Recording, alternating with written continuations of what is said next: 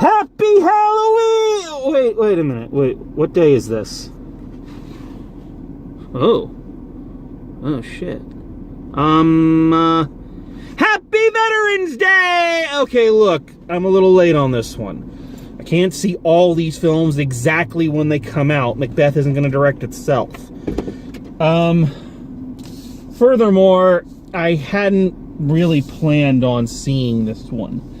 You know, on my list of kind of how I organize all these films that come out, this one kind of fell under that heading of only if you really, really, really have to.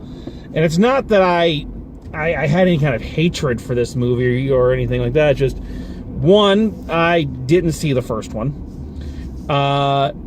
Two, I was never a huge fan of the R.L. Stine library, and by huge fan, I mean I wasn't a fan. It was a little bit past my age group, I think, when those things really started to hit.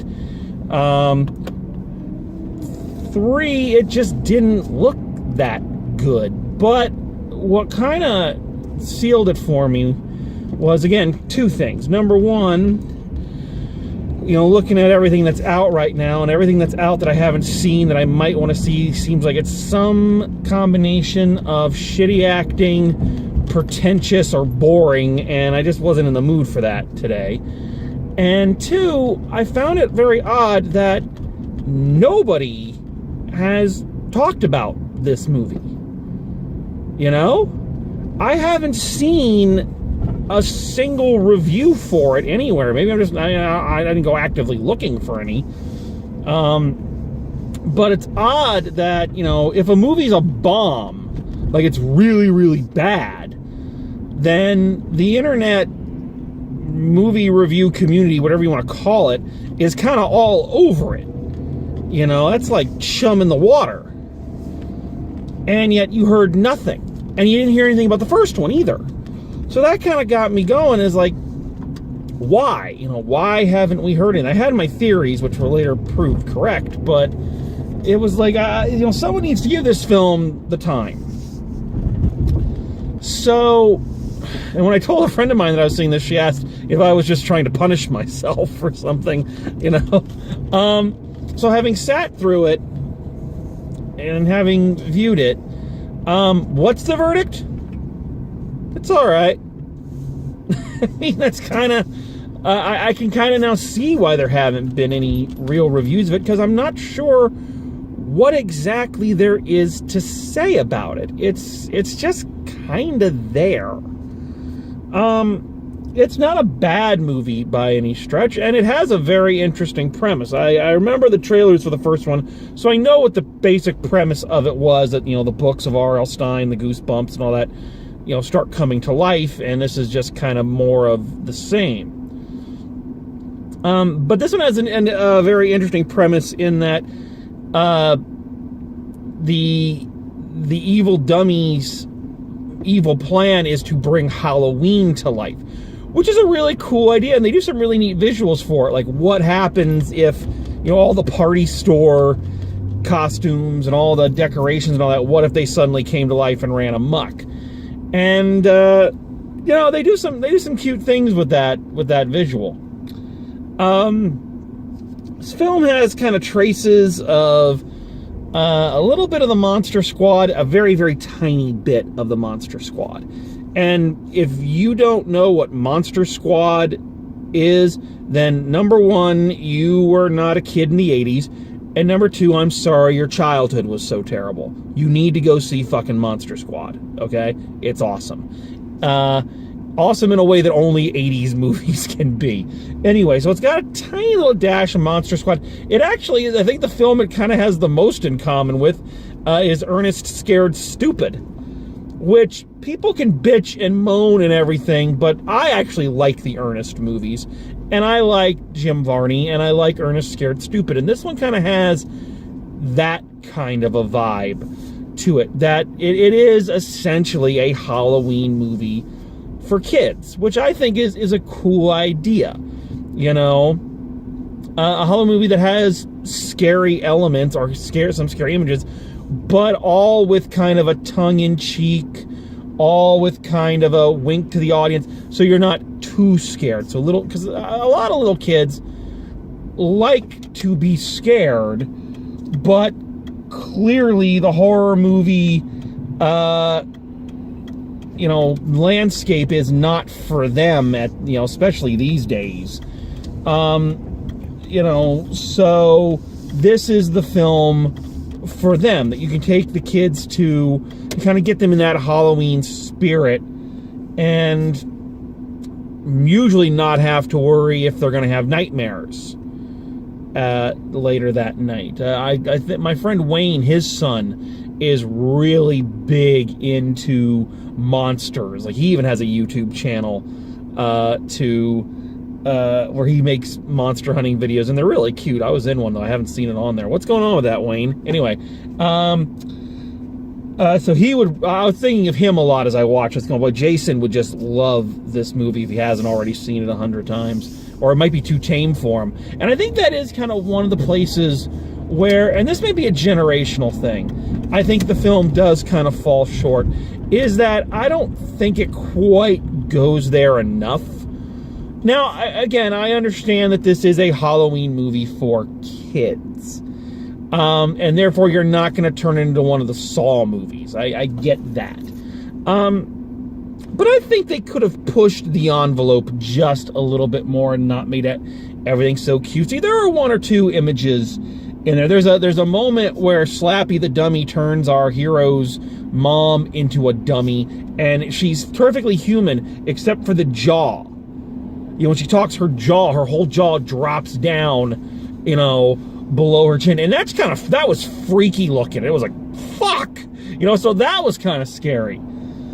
I just find it interesting that the Nutcracker movie had more frightening imagery in it than this movie. I just find that kind of weird.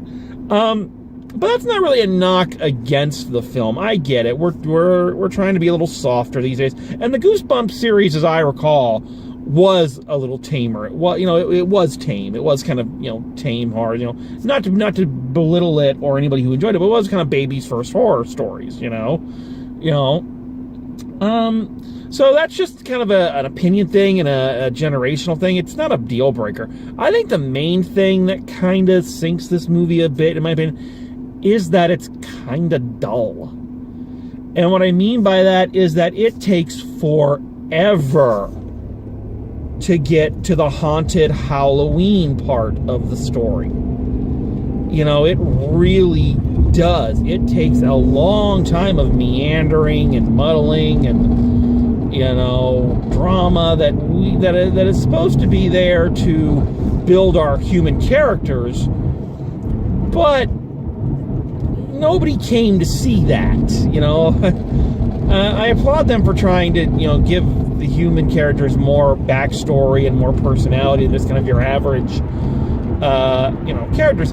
But, I mean, we kind of know these characters. We know the horror movie stock characters, even when they're in a kid's film. We know the kids' film stock characters. I mean, these kids kind of bear a slight resemblance to the ones you see in Paranorman, if those characters had all the depth and fun dynamics kind of removed from them. And that sounds like I'm being really mean to this, and I'm not. The actors do a decent job.